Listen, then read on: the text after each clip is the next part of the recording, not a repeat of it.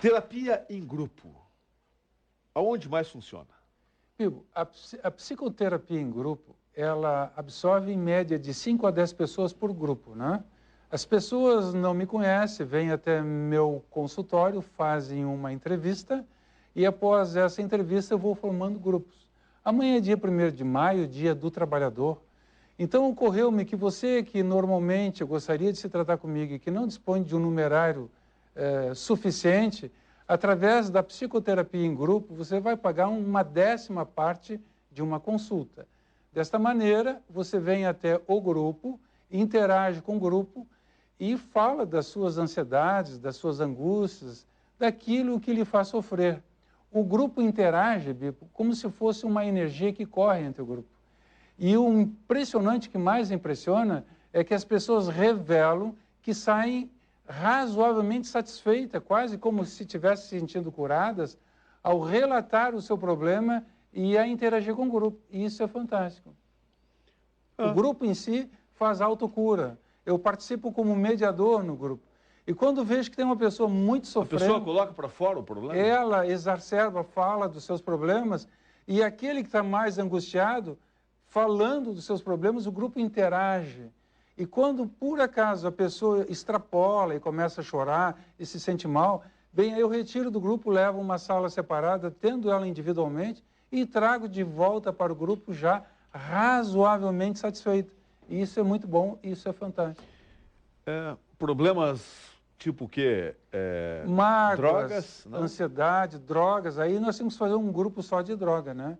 Então a gente seleciona mais ou menos os grupos conforme a necessidade de cada grupo. Baixa estima? Baixa estima, falta de amor próprio, assim, abuso nas famílias, bullying nas escolas. Mas, em geral, vem tudo em forma de catarse. Quando a energia corre no grupo, o grupo se mantém. Uhum. As pessoas falam de si próprias. O estudante, tem muitos que são encabulados, né? Tem vergonha de falar. Eu sempre digo, a partir do momento que quebra, que sai, começa a perguntar na aula e quebra uma barreira, ele se firma. Exatamente. Mas até chegar esse momento é difícil, né? Exatamente. Tem vergonha, vão me criticar, vão me malhar, pergunta, já vão me debochar e por aí afora. Falou muito bem, a vergonha e a timidez, Bibo, é o que mais ocorre em todas as pessoas. Então, desde pequenininho, a criança, quando cresce, se ela não é suficientemente bem elaborada na sua educação pelos pais e mais tarde nas escolas, ela vai gerando uma série de traumas e bloqueios que impede de falar em público, impede da socialização. É uma criança que fica tímida e normalmente os pais não percebem, julgam que isso é até quase uma doença, e é um sintoma que revela a timidez. No momento em que trabalha essa timidez através da psicoterapia, elimina rapidamente o problema e o indivíduo cresce como um todo, né? Sim, mas a timidez não é inerente ao jovem? Não, nem sempre. Depende da educação. Por exemplo, a maior parte das crianças que são tímidas foram reprimidas pelo pai ou pela mãe, normalmente. Muitas vezes pelo padrasto, muitas vezes pelos avós. Varia muito de caso para caso, mas em geral é na família que começa a timidez. Ou porque o pai é muito tímido, ou porque a mãe é muito tímida, ou porque a criança foi reprimida. E tudo isso tem que ser trabalhado emocionalmente, de maneira que os nós emocionais se abram. Já tenho falado muitas vezes em nós, né? E através da técnica que eu domino, que, como você bem sabe, que é a hipnose, cria um viés do 8 para 80, ou seja, um viés que acelera o processo de aprendizagem, de mudança e de ressignificação da emoção, né? Então, transforma a tristeza em alegria, a ansiedade em compreensão, entendimento, harmonia e paz. Sim, de vez eu vejo de vez em quando adolescentes que, bonitas, com condições e não falam, inibidos, com medo. O que é isso? Hoje mesmo eu atendi uma menina que era gaga. E quando ela regrediu à sua infância, aconteceu algumas coisas, digamos assim, de fórum íntimo, que geraram bloqueios emocionais.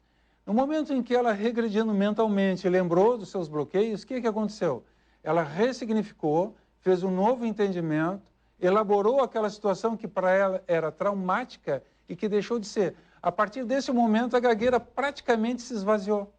Então, ela saiu ainda com algum resquício, mas praticamente já falando normal, e rindo, e feliz, e aberta para uma nova vida. Eu chamo isso de renascimento mental.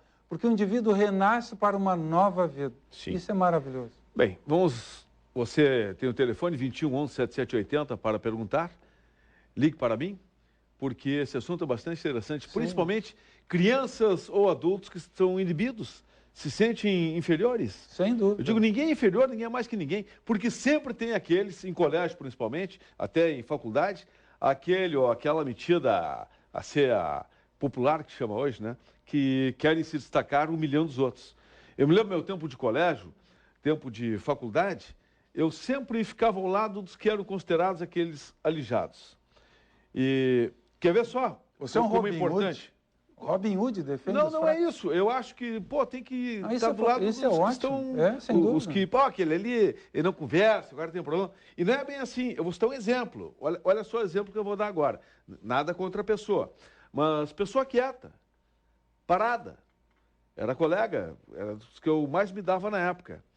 E dificilmente ele se relacionava, jogava bola, mas não era um cara falante, ficava na dele. Hoje, ele é o diretor-geral da Rede Globo. Veja só. O Schroeder.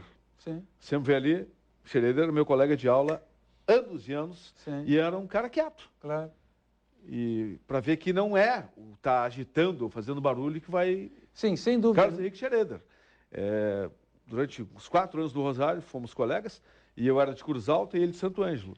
E na época, até ficamos amigos, que o meu pai era prefeito de Cruz Alta e o pai dele era prefeito de Santo Ângelo. Então, de cara, nós no interior, os 2 pais prefeitos, ficamos amigos. Mas ele era, não vejo ele é mais de, não vou dizer tanto tempo, mas faz muito tempo que eu não vejo. E tá aí, o cara é um sucesso. Nem sempre o E aluno, não era falador. Nem sempre o aluno nota 10 vai ser o melhor profissional amanhã. Nem sempre. Claro. Porque a timidez mascara e esconde os grandes talentos. Esse mês mesmo atendi um cidadão que está se preparando para ser juiz de direito e o grande problema dele era a prova oral. No momento em que ele lembrou que os seus pais proibiam ele de falar e que ele era proibido de falar desde criança, eliminou o trauma. Então, indivíduos que ressignificam a emoção lá na raiz da emoção, passa tudo, o indivíduo começa a falar e vira um verdadeiro, como se diz, papagaio, fala pelos cotovelos. Sim, mas tem que quebrar esse gelo. Tem que quebrar o gelo, exatamente, o indivíduo está cristalizado, eu estou certo, então, quando chega um momento que a pessoa na aula ou na faculdade é inibida, aí vai se firmando, daí a pouco, bum, foi adiante. Exatamente. Porque eu acho que um pouquinho de cabulado todo mundo tem. Na psicoterapia se usa psicodrama. O que é o psicodrama? É o teatro que o companheiro falou. A pessoa vai fazer uma representação, muitas vezes ele odeia o pai, tem raiva do pai. Então você coloca... Mas o que é isso? Tem pessoas que odeiam, têm raiva do pai ou da mãe? O que é isso? Sim, uma criança que, vamos supor assim, viu o pai... Bota a culpa no pai. Não, uma criança que viu o pai e a mãe brigarem.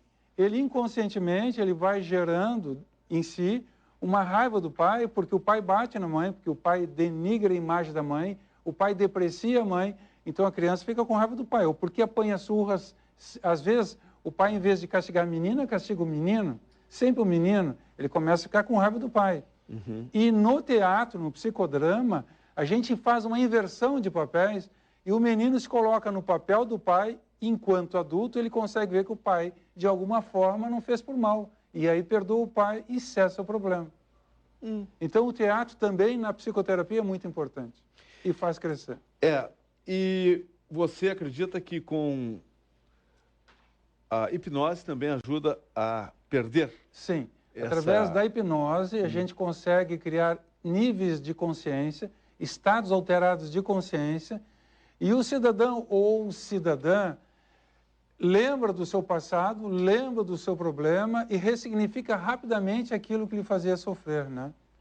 Então, eu lembro que quem quiser fazer psicoterapia em grupo, chegando ao meu consultório, diga, Bibo Nunes me mandou aqui, eu vou falar em seu nome. Ah, legal. Aí está o telefone para quem quiser contatar, entre em contato, porque o Reinaldo Bomo, de fato, ele tem feito um sucesso aí. E as hipnoses nós temos demonstrado no programa, você vê que funciona.